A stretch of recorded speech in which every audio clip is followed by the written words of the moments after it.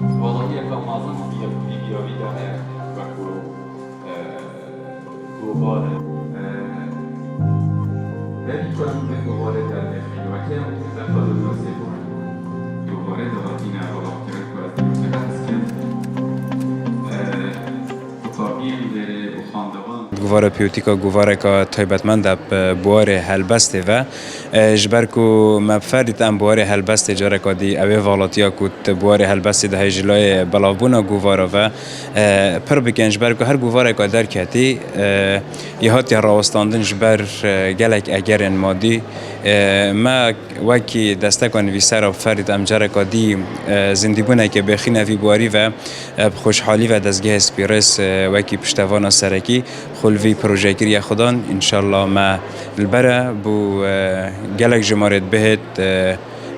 اوی گواره بردام کن دست بگه دست خوشی لوت کن بود در خصنا اوی گوارانی که هر گواره کن هر بزاوه که هر بواره که دابید کرن جه دست خوشیه اوی جی کشوان گواره که هر هلبت جه گرینگی بشین پیتویاتی یا قطابی و پرتوخانه کردی و پیهی درباره بابت و چی بهرابطری یا قطابیت مدوی سردمی چون که زمان دی بهرابطری و نزانن زمان کردی بجن بهرابطری و شرازوات و زمانی دا هلبت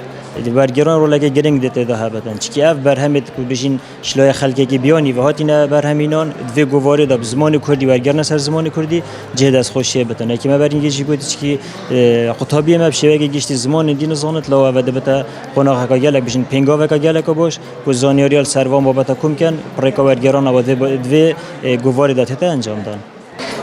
هلبت دست به که جماره ایک یا گواره پیروز بد هیویا بردوامی بود خازن سبارت گرینگیا و گواره او کو پراستیجی ایدی الدورا بهدینان دی بجم بزاوکا روشنبیری بزاوکا کلتوری چه بتن ایدی اف گوارش دی ببتن بشه گیترش بشه بزاوامه چاندی و کلتوری شمله که دیجی اف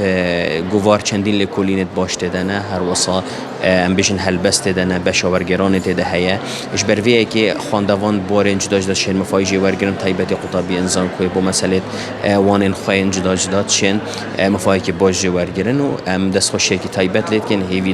دارن و گوارن دی و تجربه این دی در جماره دو سه ام بشن ده ندر کبن رانا وستن بلکو بردوام ببتن و ببشید سروی کلتوری بوم پیدا کرد. گواره برهمت ادبی لف من گله گرینگی خواه هر جبو کلتوری ما هر جبو قطابیان جبو قطابی چبوزان کوی بن جبو قطاب خانه بن بون ویسرد معلشینا گوارن بیانی بین ابلاف کردن ناف ملت مدا اگر گواره کردی من دیگه باش سر ببدیت نامن. راستی گوارن حاصل ناف تاخ قطابیات براستی بو قطابین قناقه چهارجی گرینگ و گوارن ین ادبی بتردشیان قطابیان یعنی درفت بوان هل سنگت کو بتر